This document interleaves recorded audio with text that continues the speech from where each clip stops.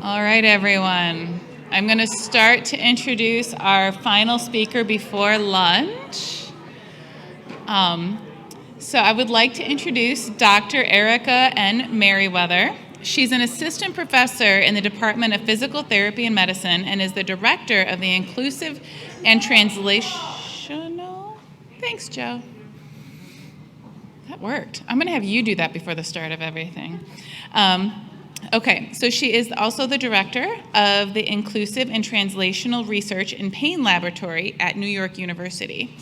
The goal of her research is to identify targets for culturally responsive, multimodal interventions for chronic widespread pain in adults with BMIs in the obesity range. As steps forward in achieving that goal, Dr. Merriwether's current projects focus on identifying the most relevant biological, psychological, and socio-ecological drivers of chronic widespread pain and their responses to significant weight loss.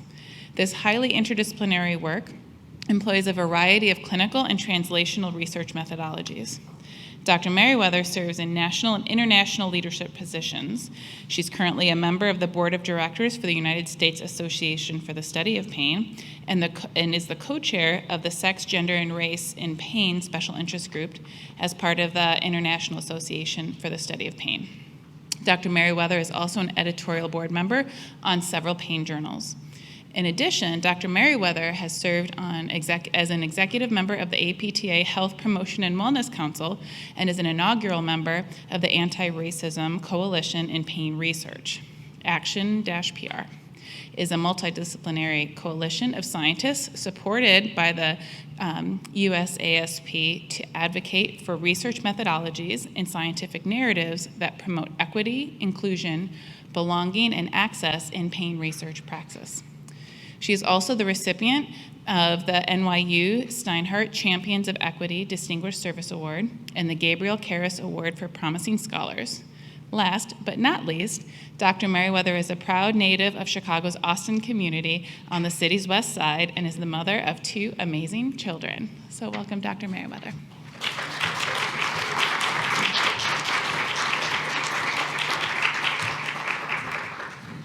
Good afternoon. I guess I got to pull this up. So while I do that, this thing is a suggestion, I won't keep you here for too long, I hope. But as a New Yorker now, even though I'm a Chicago native, I will give you a greeting that New Yorkers may give. So to bless this space and to kind of calm down my anxiety, if I can be transparent here. So I'm gonna say year. That's a very specific year. So you probably heard Alexandria Ocasio-Cortez say it because she is a Bronx native, the BX baby. So when in Rome, like I've been through a whole pandemic as a New Yorker. So I consider myself a New Yorker at this point. That should bring me up. I'm rambling because I can't pull up, I can't pull up my present. Okay, now we're good. All right, so hello, and thank you to the organizers of the San Diego Pain Summit for giving me the opportunity to share how looking at pain and rehab research through the lens of inclusivity on a few levels could inform the study design and clinical management choices for racially and medically underserved and vulnerable populations. And so I'll follow my previous colleague, Dr. Miscuto, in the land acknowledgement that we are on the land once occupied by the Kumeyaay people and other indigenous populations that she listed on her slide. I'd also like to acknowledge that I do this work on the indigenous land of the Lenape people in the city of New York. And so I want to talk about pain inequities and disparities and acknowledge that there's there are intersectional identities to consider. So the intersectional identities I want to bring out in this conversation are the intersection of race and health, and the health models that we're going to use are adults with BMIs in the obesity range and chronic pain or chronic widespread pain, because that's what I study. I will acknowledge what I am. So my positionality is I self-identify as a Black woman, a cis-het Black woman. What I acknowledge that I'm not, though, is someone who deals with chronic widespread pain on a daily basis. I am also not someone who inhabits a bigger body and moves through society as a Black woman with a bigger body. And so that acknowledgement grounds me and helps me learn about what these experiences are like. Now, I have, been in bigger and smaller bodies, and I see how healthcare treats me when I'm bigger or smaller as a Black woman, so there's that. Some possible mechanisms for some of these disparities, and some research design and clinical considerations that I think would be helpful to address some of these equities and disparities. So I'm going to take a moment to post some pictures, and I'm going to have you reflect on who do you think has pain?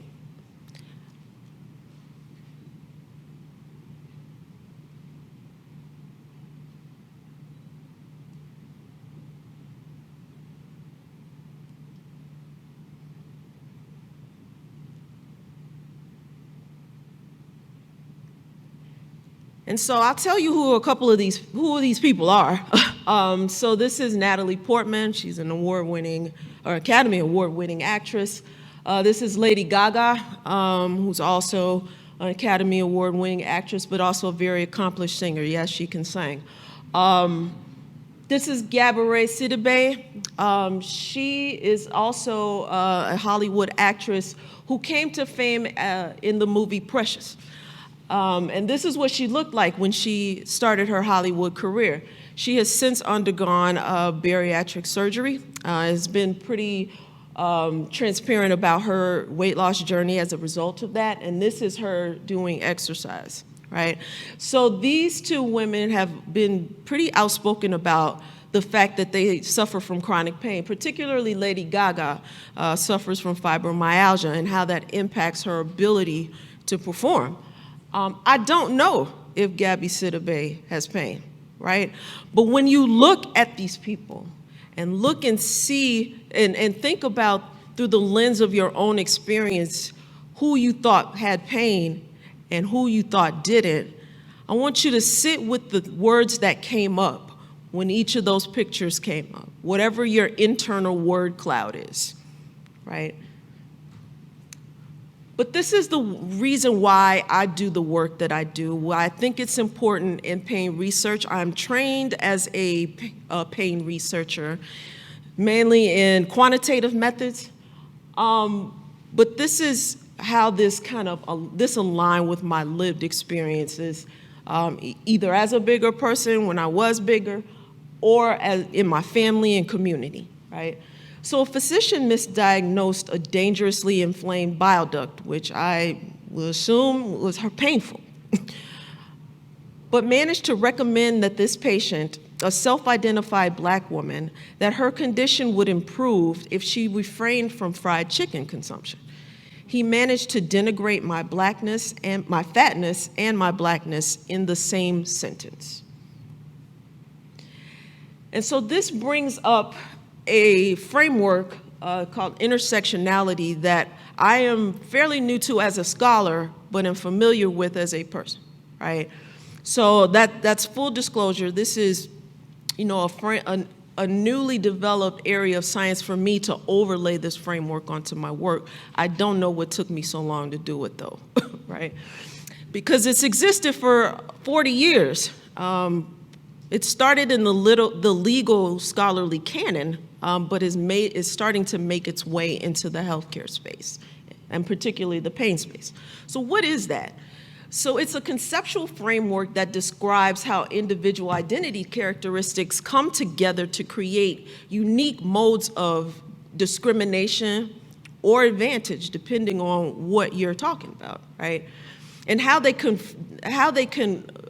convert, how to inform oppressive systems, and how they converge at the nexus of these identity intersections, right, to affect health, right? So using this framework, to me, helps people think about, one, the ways in which these identities are assigned or self-adopted, and two, how any one of these identities, as our esteemed speaker said earlier, can be fixed or dynamic, and thus that relation to power is dynamic, right? So for this discussion, I think it's important to think about identities as being assigned versus self-adopted. So race could be thought of as both an assigned identity and or a self-adopted identity. So the US Census says that to be race non-Hispanic Black, you have to meet these characteristics, and that's rooted in a whole history that's beyond the scope of this talk. But I could adopt that or not, right? And so weight and body type, though, that's also an assigned identity, right? Because it's based on the World Health Organization classification.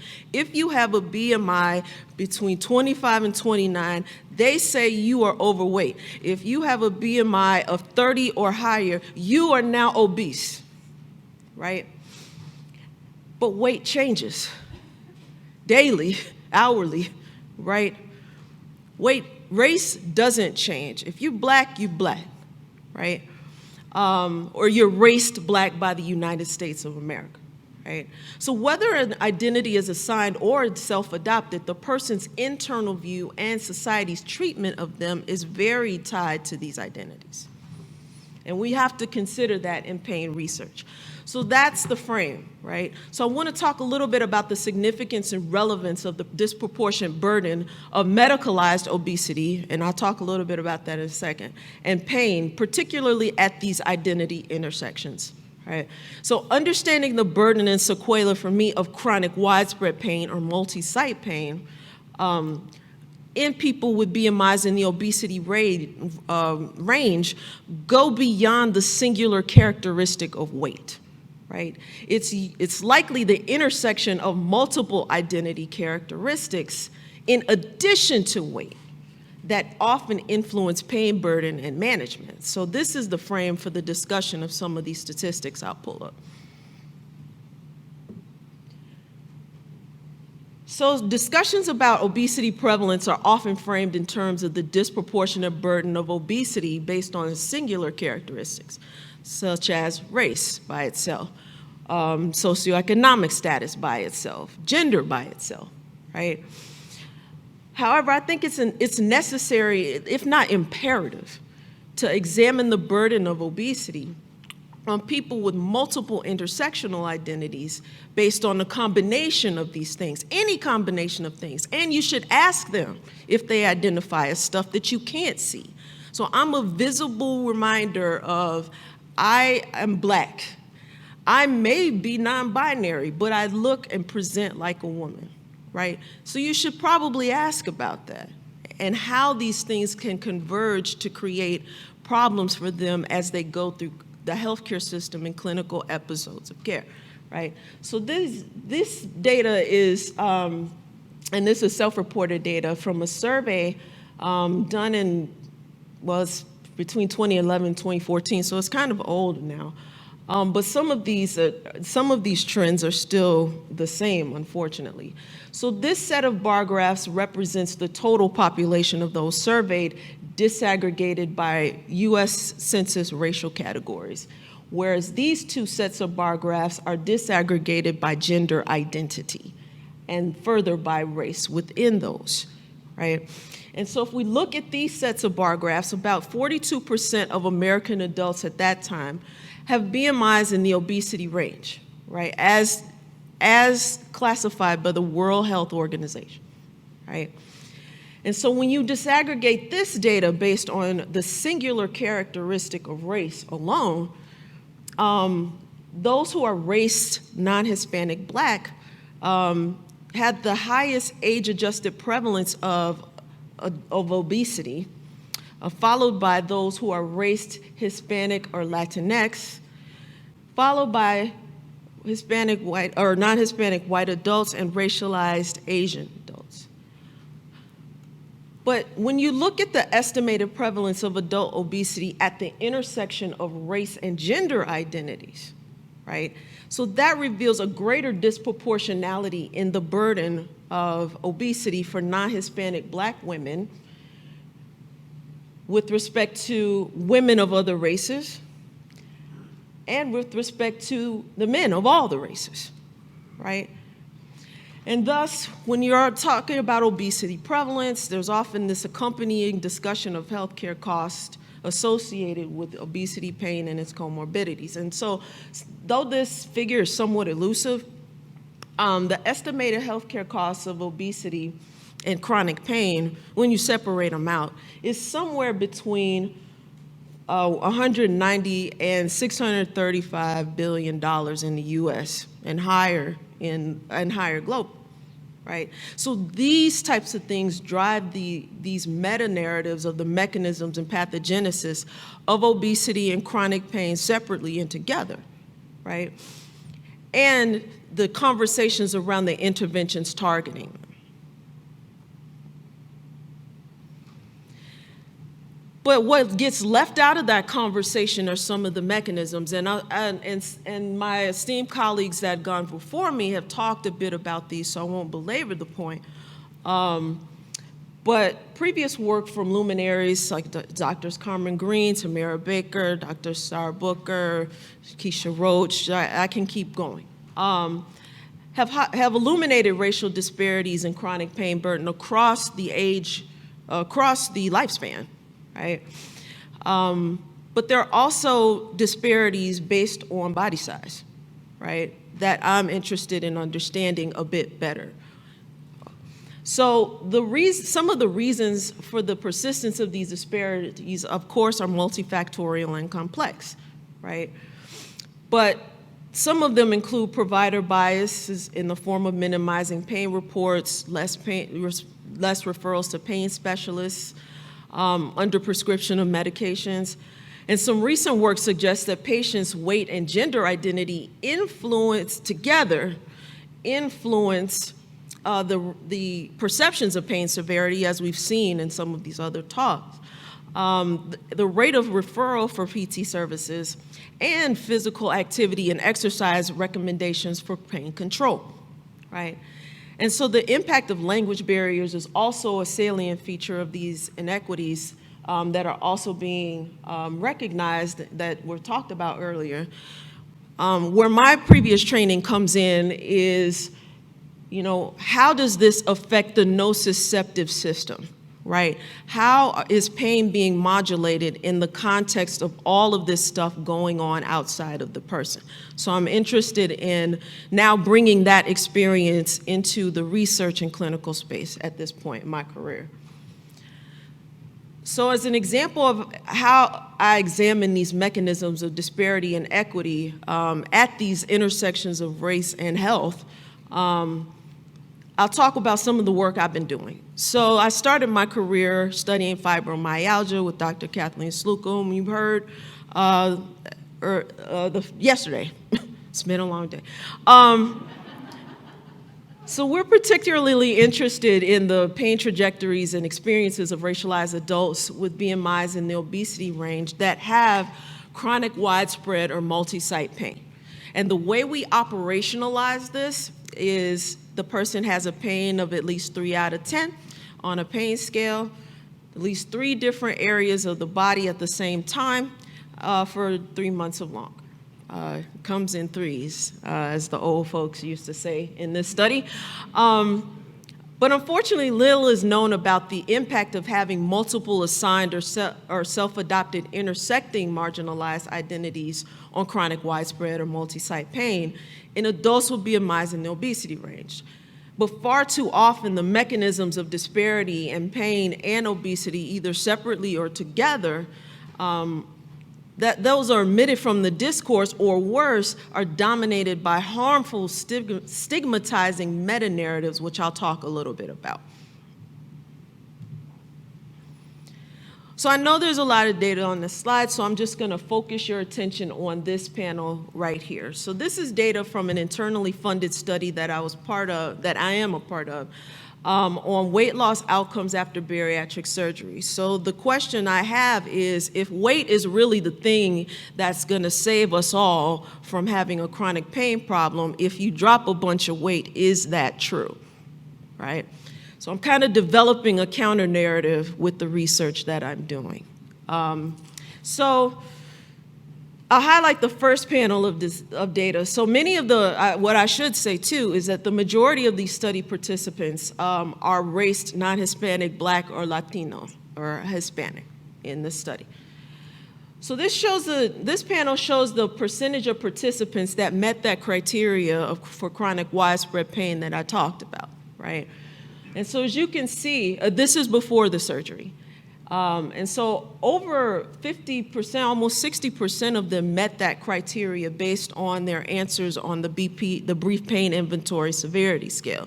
It has its limitations, but it's what we had at the time. And 58% of about 200 people, so this was not a small, sample of folks. And so 26 to 28% still met that criteria at 3 and 12 months after the surgery, which there is a reduction, and that's good. However, this is higher than the reported chronic widespread pain prevalence in the United States of 10 to 20%, right? So this illustrates to me that even a significant weight change like that did not improve the disparities in chronic widespread pain burden, right, when compared with the total population. That's something that you might want to keep in mind. In the intro, I mentioned Action PR, so I will talk a little bit about Action PR, because what I'm going to talk about in this second half is knowledge gained from the research that we did as a collective. And so we're informally known as the Pain Justice League, for you Marvel fans. So about 2 years ago, we got together and saw the need for interrogating how racism and anti-racism were present or absent in pain research. So we formed this coalition, which is a foundational collaboration to move the field toward engaging in anti-racist practices and research in the design, dissemination, and community partnerships. So I'm truly honored to represent this group in this forum. And so much of what I talk about comes from a series of papers that we published last year in the Journal of Pain that issue calls to action to incorporate principles of anti-racism, equity, and pain research. So I won't have time to discuss all of the elements discussed in the series, but I'll highlight a couple of factors that I think incorporate that intersectionality framework, even though I'm pretty new to that space, that I think are relevant to this audience, particularly the clinicians and research environments in which we evaluate and treat pain.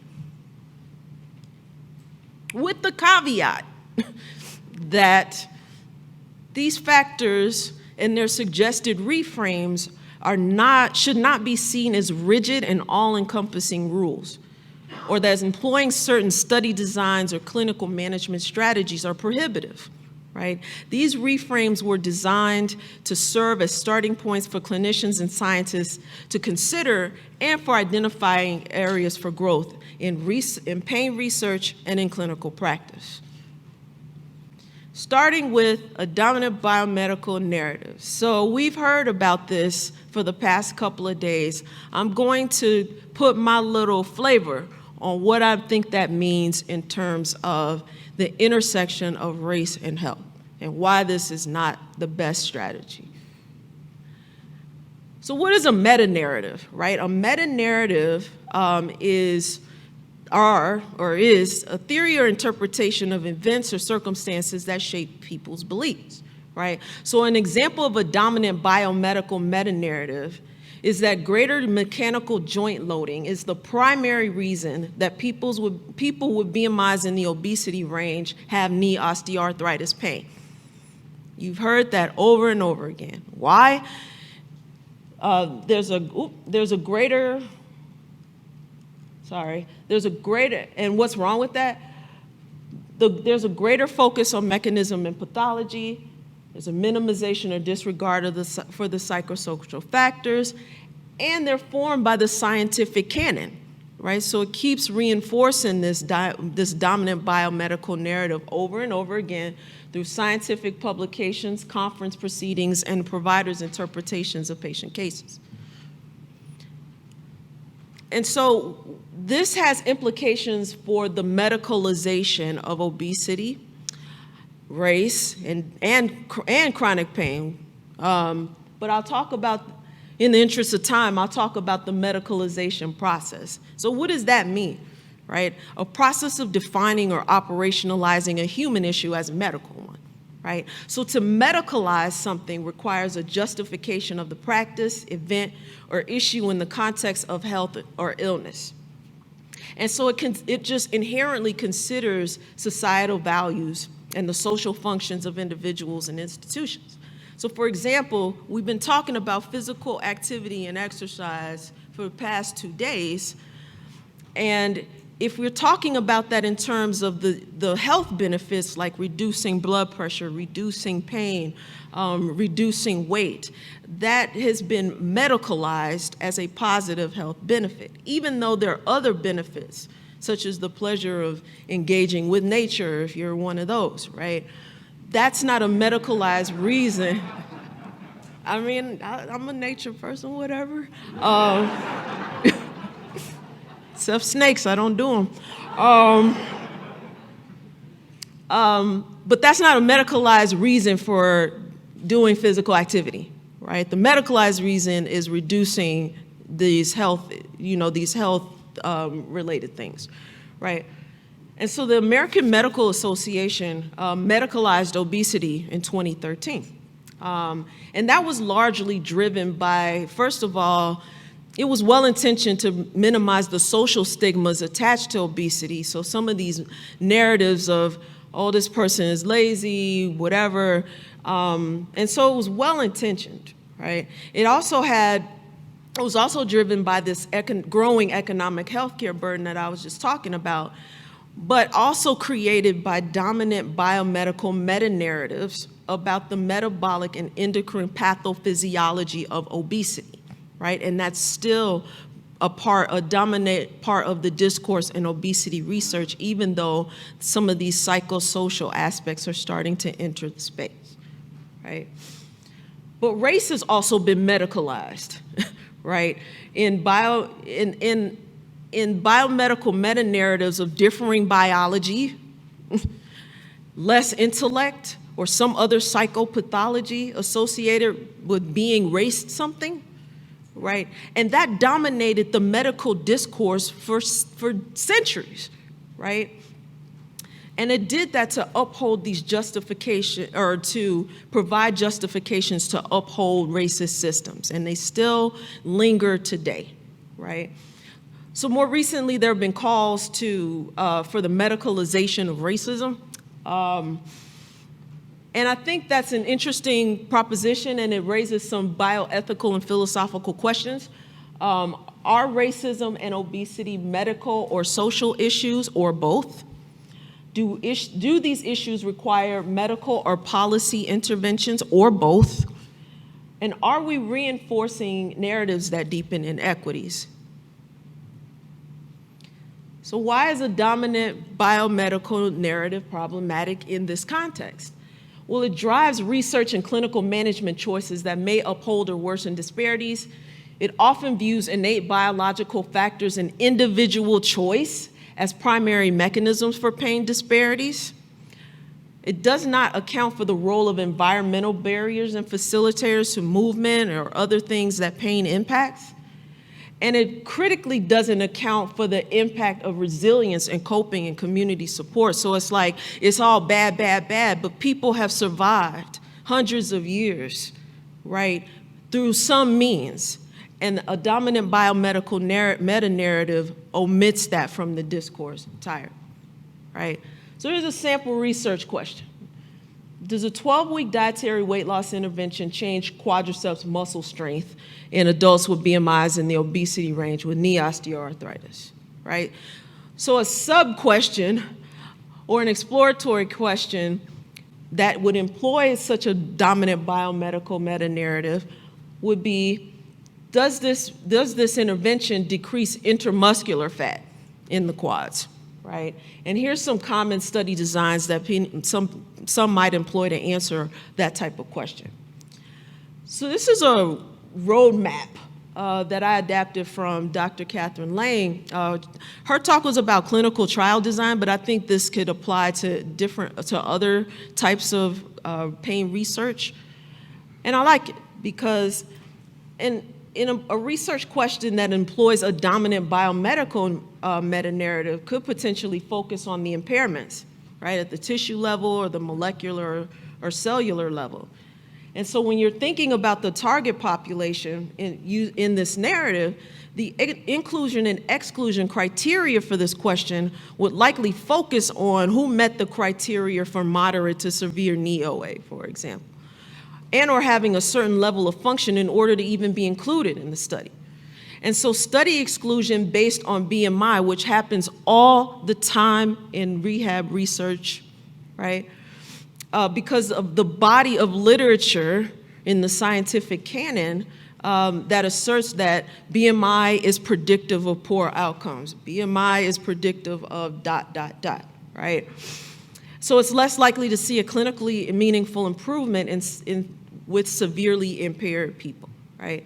So when thinking about the efficacy of an intervention or the data collection associated with this, in this narrative, the researcher might focus heavily on how the intervention is delivered, the mechanisms of action, and maybe the integrity of blinding. They may focus heavily on imaging, and the outcome measures would reflect that. So these voxels, that's an imaging outcome measure that people use. Peak torque, which is a measure of muscle performance. And so the statistics selected to analyze these outcomes may focus heavily on differences pre and post intervention, differences between groups, and or looking at predictors of change in one of these impairment-based outcomes. So somebody in the clinic might ask this. I'm not saying you going to ask this.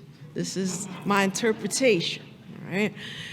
So a patient with knee OA comes in, they might report a significant weight gain or loss, right? So is that weight change related to their reports of increased pain or decreased function? Does that matter, right? Or did they come in with a harpoon in their leg or something, and that is definitely a peripheral pain driver, right? And so if we're looking at a clinically based question that employs a dominant biomedical meta-narrative, you might ask, what's the effect of weight loss or gain on quadriceps muscle volume? And some assessment tools you might use as part of, might be listed here, even though that's not an exhaustive list. And so when we use this same roadmap, these things could show up in an episode of care. So the clinical question might still focus on the impairments in the tissue, at the tissue or movement level. And so you might ask, just launch into that. How much weight did you lose or gain, right? Did your muscles get bigger or smaller? Without asking about a whole lot else, right? When thinking about, and it's a missed opportunity to address the patient's uncertainties and emotions around what's happening to them that Dr. Costa talked about yesterday, right? When you're launching into this stuff, right? And so when we're thinking about the patient, the focus might be on knee OA severity, functional level, musculoskeletal risk factors, right? And threats that, things that could be threats to making progress during an episode of care, right? So this dominant biomedical meta-narrative around BMI could influence intervention recommendations, as we've heard in previous talks. So when thinking about the assessment tools, You might focus on imaging, if that's available, performance-based function, observational or instrumented gait analysis, to inform the clinical decision-making process and which outcomes that you choose. And these are pretty much impairment-based, right? And so when you take that information, the intervention selected may heavily focus on remediating these impairments revealed during these stages, and maximizing differences in the impairments pre and post intervention. But as we heard from Drs. Hudding and Sluka yesterday, a lot of patient education content and delivery is anchored firmly in this dominant biomedical meta-narrative. So how do we reframe this? Well, people say we got to do better. We got to change things. And so one thing we could do is we just heard of the dangers of a biopsychosocial narrative, and I'm going back to that. But I'm going to focus on the social part but including those things in our research in an intentional way. And so I'm going to use the work that I do as an example of how I think these frameworks should be applied in the research context. And hopefully I'm doing it right. So I was part of a study called the Goals for Eating and Moving, AKA GEM, which is a behavioral weight management intervention. A large cohort of folks who were racialized Black, or non-Hispanic Black, and Hispanic, Latino, or X, right?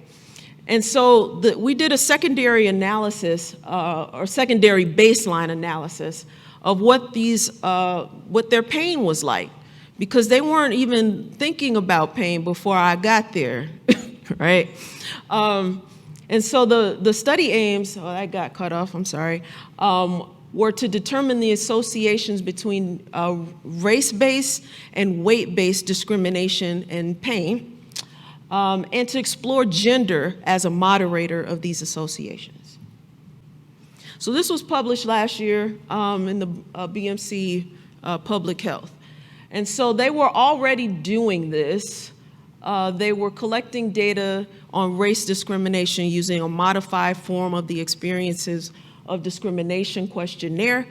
They were already asking about weight discrimination, which is a question on the wave 2 of the National Epidemiologic Survey on Alcohol and Related Conditions. And then they were asking about self-reported pain as part of the Promise 29. And these were translated into Spanish. And so after adjusting for age, BMI, and enrollment site, because this was a 2-site clinical trial, the frequency of experiences with racial discrimination were significantly associated with pain interference and intensity, in that order, right? Moreover, this association was largely driven by women identifying participants in the sample, right? Which is illustrated on these for both pain interference and pain intensity, right? So although experiences with weight-based discrimination did not predict pain in this study, those who did report having these experiences did have higher pain and interference and intensity ratings, right? So race-based discrimination and weight-based discrimination in this population was experientially distinct. They know what from what. The other thing I should mention is that even though the association with women between pain and discrimination was stronger, the men had more frequent experience, reported more frequency, a higher frequency of discrimination compared with the women. Food for thought. So when we go back to our roadmap, the way in which I try to reframe this in my research is to focus on composite measures of psychological and sociocultural factors. I didn't present the psychological part today, but the sociocultural factors that influence changes in pain in this study our model for that was experiences with these two forms of discrimination. And so when I was thinking about the target population, well, I just happened to be in the room when they were doing this. The question de-emphasizes the recruitment of patients based on this singular BMI characteristic and focuses more on ensuring adequate representation of these groups, right?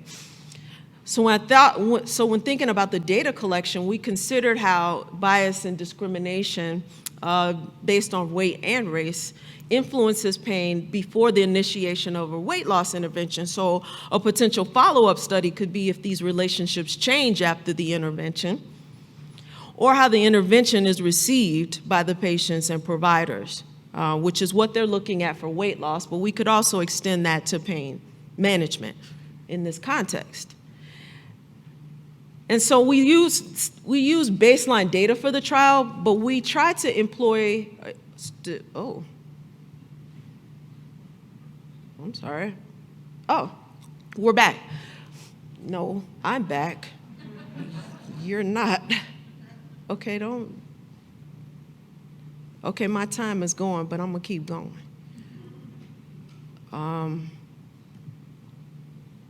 Okay, we're back. All right. No, we just do what we do. Okay.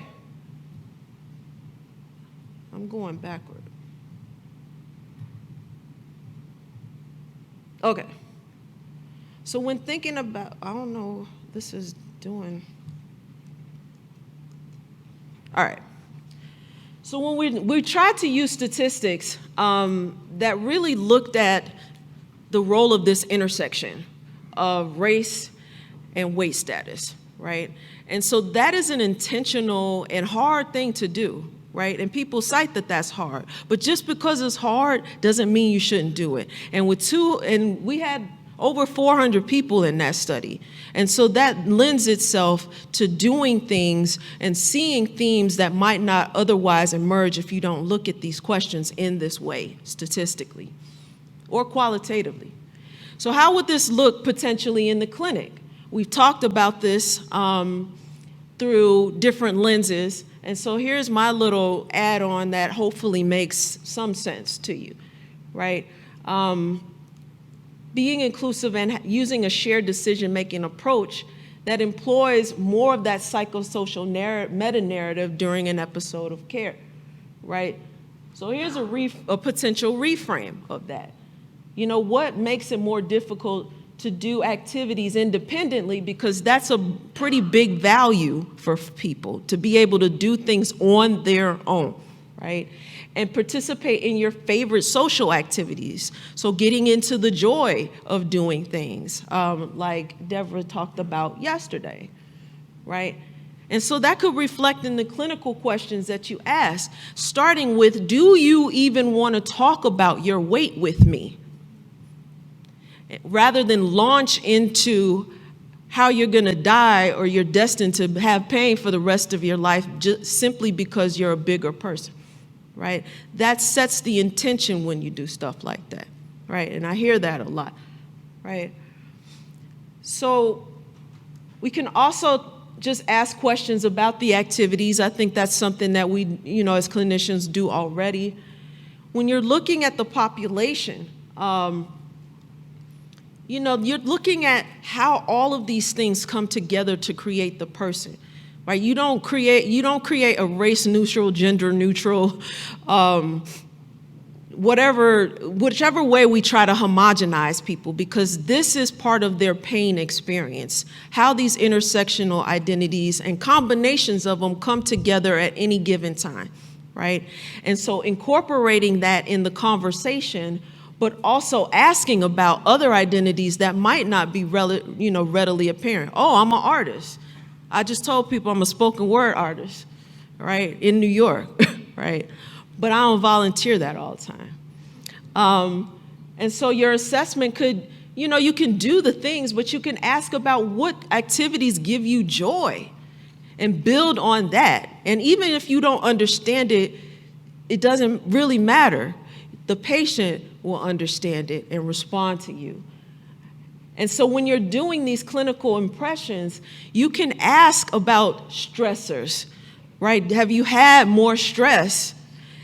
You could even ask, was it race-based stress if you really, about it, right? But does something happen that above and beyond your normal level of stress, right? Community participation, what type of social support do you have? And so the possible interventions that could come from a conversation like that could be patient education in a different type of way, right? That's not paternalistic, that's not harmful, that's not stigmatizing. Part of the intervention for the patient is to assess your own biases, do your own internal reflection, right? So if you're thinking, well, this is hard work and it's gonna be difficult, think of it as something that's part of an intervention for the patient, if that helps you, right? And then incorporating pain interventions in a weight management context, right? Understanding that weight fluctuates and addressing that uncertainty that Dr. Costa talked about. So this always gets some airtime in terms of controversy. I don't shy away from controversy, but using BMI or race as a statistical predictor of pain progression or a therapeutic response. What I hope to convince you of, and I'm gonna go over the time, sorry, is why that could be problematic. And I'm combining the research and clinical space or context in this one in the interest of time. So if you don't see that roadmap, that's okay, right? So this will be a sample research question. So a researcher might want to know if widespread pain improves in racialized non-Hispanic Black adults with BMIs in the obesity range after bariatric surgery compared with non-Hispanic white adults. So this employs a traditional health disparities study design, which often focuses on comparing one group to another, right? On an outcome or mechanism often based on a singular identity characteristic. So these are some of the common study designs that are employed with that type of study. So if we go back to our roadmap here, the research question that might employ that study design would focus on comparing these groups. And when you're thinking about the target populations for the study, the inclusion and exclusion criteria would likely focus on sampling people from the racialized groups as defined by the US Census, as well as age, sex, or BMI matched controls, often white controls, right? Or there might be a collapsing of the racialized groups like the Asian or Asian and Pacific Islander group, or the damned and dreaded other group, right? Because of the low sample sizes for those groups. So when thinking about the methods in this model, researchers tend to focus heavily on biological or other intrapersonal factors of mechanisms of disparities, right? With the hypothesized mechanisms often centered on biological or individual difference, right? And so that, feeds into the selection of the outcome measures for this question, and it's often a combination of impairment-based or function-based questions, right? So these are some of those things listed here that we do in pain research all the time. And so the statistics selected to analyze these outcomes often focus heavily on group differences and or looking at predictors of change in one of these impairment-based outcomes using regression models with covariates like race, sex, and BMI. So what are the strengths of this, right? If there's something that you don't know, if there's a disparity, you'll find it in a disparities model like this, right? It encourages the inclusion of racialized groups at least at the bare minimum. And you can build on existing literature to show that this is an issue that should be addressed, right? But where are the limitations, right? So race is a sociopolitical variable that is complex and lacks specificity, right? Thus, researchers don't often explain the rationale for the statistical adjustment using this variable, nor do they share insight into the meaning of this factor in the context of the statistical model, which could often lead to misinterpretation of the findings, right? And so BMI is an assigned categorical variable that is often used as an indicator of health biomechanical demand, though not often explicitly stated or justified, right? So the development and progression of obesity is biologically complex, as we learned with the medicalization and the dominant biomedical meta-narratives that have emerged from that process. And it often interacts with the musculoskeletal system in ways other than mechanical factors that we're familiar with, right? So as such, BMI alone doesn't capture the complexity of weight gain and loss and the biopsychosocial factors associated with it. And so this model asks where but not how. So we might find the disparity, but why is it there, right? I talked about the misinterpretation of the findings in that it often assumes that these differences are due to personal choice. If you want, weight and race are used as proxy for other factors that you can just simply ask about and measure, right? And you lose with in-group heterogeneity. So when you're comparing a racialized group to a non-racialized group, you lose the power to look at the within-group heterogeneity of the racialized group. So not all non-Hispanic Black people are not the same. My experience is different from someone who is Ghanaian, who is different from someone who is Jamaican, right? And so you can't really explore that with this traditional disparities model, right? And so here's why matching based on BMI and race is problematic, right? So, or could be. So census matching is often used as a strategy to describe sample diversity, but the historical context in which the US Census was developed is beyond the scope of this talk, but there are flaws in how these populations are represented, and they still exist in terms of gerrymandering, the counting of people who are incarcerated, parole, right? And there's also a lag in the availability of census data when thinking about regional or national shifts in these demographics. So what ends up happening is those who are most affected by illness or a disease often are underrepresented in the study. So I'll use my research projects as an example of how I try to apply these strategies to reframe and answer questions that hopefully don't heavily rely on race and weight as statistical predictors of pain. So this is an actual research question that I have. So does surgical weight loss reduce chronic widespread pain in racialized adults with BMIs in the obesity range?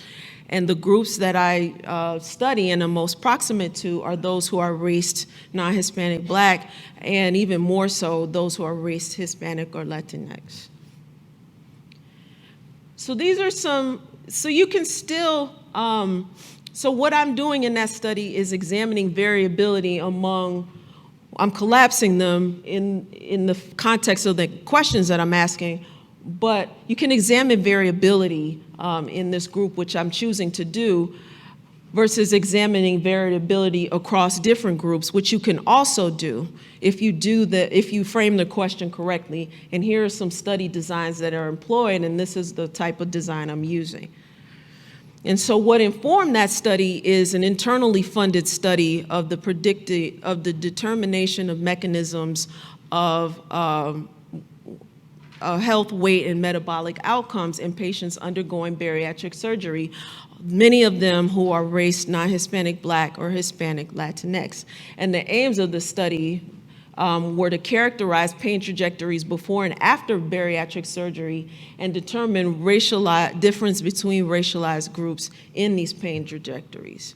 And so I just want to acknowledge the colleagues that worked on this with me. They're a wonderful group of folks that are really helping me navigate this.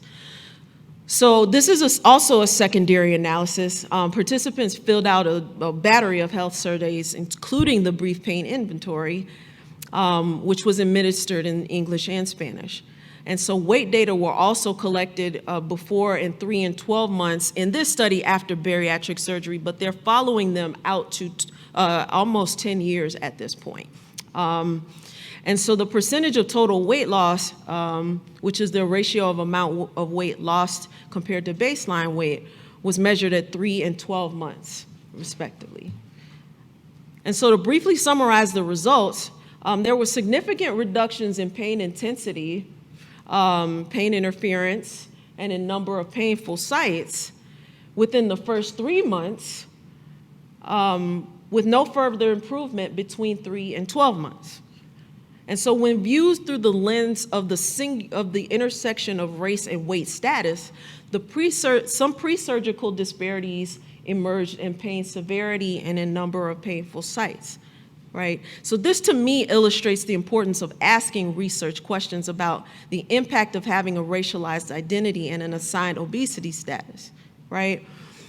And this is happening even though they're continuing to lose weight. So they haven't reached their nadir weight yet, which is the most weight that you lose after that. So some people get better and they stay there, which is consistent with some of the other bariatric surgery literature that's out there. These are larger studies that show an immediate improvement. This is within 1 year, but it stabilizes over 2 to 3 and almost out to 7 years. So they get better and then they stay there, right? So how much is weight the problem? And more importantly, how do we manage the pain throughout the journey? Not just in the beginning or at the end when it's chronic and they've been through all of the things that we've been talking about for the past 2 days. And so I'll go through this a little bit just to show that when we get back to our roadmap, you know, this more inclusive design to me now focuses specifically on the pain trajectories of this target population that inherently acknowledges the intersections of race and weight or body type, just by the design of it. And so the inclusion and exclusion criteria for this type of question, you know, targets and explicitly samples those who are racialized, right? Because the research question, I think, focuses on the lived experiences of this group with widespread pain. A cohort or cross-sectional study of this group, to me, is appropriate, and so it'll allow me to look at that within group heterogeneity that I want to know about, because it's also, the trend lines are the variability is pretty large. Right? And so when we're thinking about the data collection, outcome measures, and the methods of analysis in this reframe design, we're looking at all of these different dimensions of the pain experience, including how people feel about themselves, right? Having changed their body types in this way, right? And how does that translate into improved pain and function? And so if we bring this into an inclusive clinical assessment reframe, here are some things I think we can do as a clinician community, right? So how does a patient describe their pain, not just when they're sitting there, but while they're doing something, right? I think physical therapists do this pretty good. Occupational therapy, I'm gonna include y'all. I'm gonna hope y'all asking about what's happening when they're moving.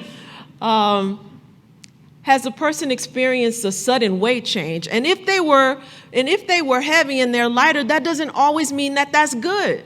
That could be indicative of a health problem. It's like, oh, honey, you lose, women, because this happens to women. Oh, honey, you lost all this weight. I was like, yeah, I was clinically depressed for 2 years and didn't eat. Thanks, right? And so, does the patient also seem hesitant to talk with you about their life stressors, right? I've been in this space, in this very space, microaggressed, right? That's stressful. That may or may not come out until they talk about how they've navigated the healthcare system. I've seen 15 practitioners, and they've all told me my pain doesn't matter. And when you look at me, you really don't believe me if I have these intersectional identities that I just talked about, right? So then that could lead to assessment questions about the quality of the pain and the widespreadedness of it, which I hope you're asking about, because if you have a person with a knee problem, they likely have some problem somewhere else, which is what the literature is starting to show, right?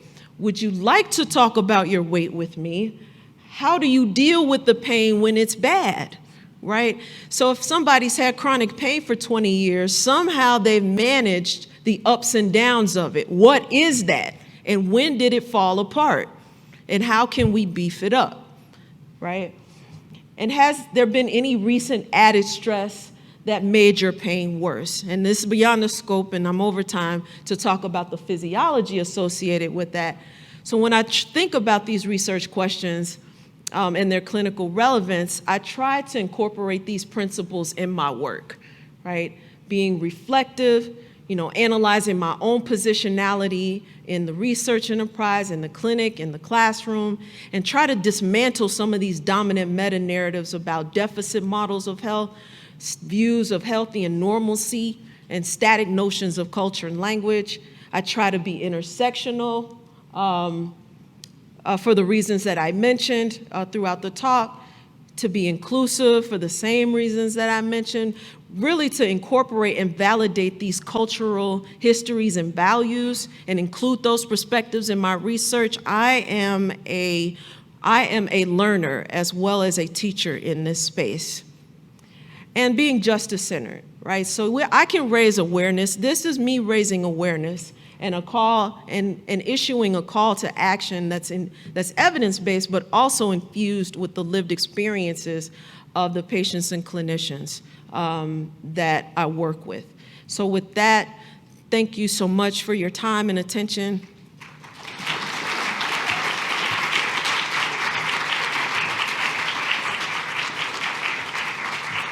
All right, so thank you so much. So I know it is lunchtime. I feel like this afternoon we have a tiny bit of wiggle room because we're down one speaker. So if anyone has one question, let's do it. Anything online? Head shaking. Of course, you're going to ask me a question. Here she comes. Of course. It'll be easy, I hope. But anyways, great talk. Makes you really think a lot about it. And doing, clinical trials myself, and I've thought about some of these things. But, all right, so how do you deal with, I'll take this off because nobody can hear you with a mask on. So if you match, a lot of studies don't include, and they just exclude high BMIs. A lot of people have trouble recruiting different races. That, particularly in my part of the country, as you know, it's a bit lower than in your part of the country, so it makes it harder for us to recruit that. But if we don't want to exclude and we want to include, is matching on BMI appropriate, or do you need, especially given that, say, Black women have a much higher representation of high BMI, would you really want to be matching on BMI and race, and what do you do with that? Because you're probably, unless you're doing your study design, which is including large enough that you can see differences between races, what do you do in the other trials? Yeah, so with the caveat that there's fat Black people everywhere. There's thin Black people everywhere. But I will say that it depends on the question that you're asking, right? So the question that I'm asking is unique to this population with these intersections. And so rather than investigate people that don't have these attributes, I've chosen to investigate people who do. But if you're trying to uncover a disparity, you may want to think about matching, but thinking about matching with the disproportionate burden in mind. So if you want to overrepresent folks who are disproportionately burdened, recruit their age match, for example, or recruit based on a different characteristic, so that you're including, you know, folks that are most affected by the thing, right? So if you think that weight is the problem too, right? It could be, particularly in an acute pain situation, that it's an acute pain situation. Maybe weight has something to do with it, but in an acute pain state, it probably is whatever injured their tissue, that's what happened to them. That's the peripheral driver, right? And so is there a need to match on BMI for that reason, right? So that was a long way of saying it depends. Thanks. I'll call you. Awesome. Well, thank you so much. We can continue this over lunch and all of that, but we will be drawing for prizes at 1:20. If you're interested, you do need to be present to win, and there's a lot of great ones. And other than that, we'll get our afternoon started at 1:30. Thank you so much. Thank you.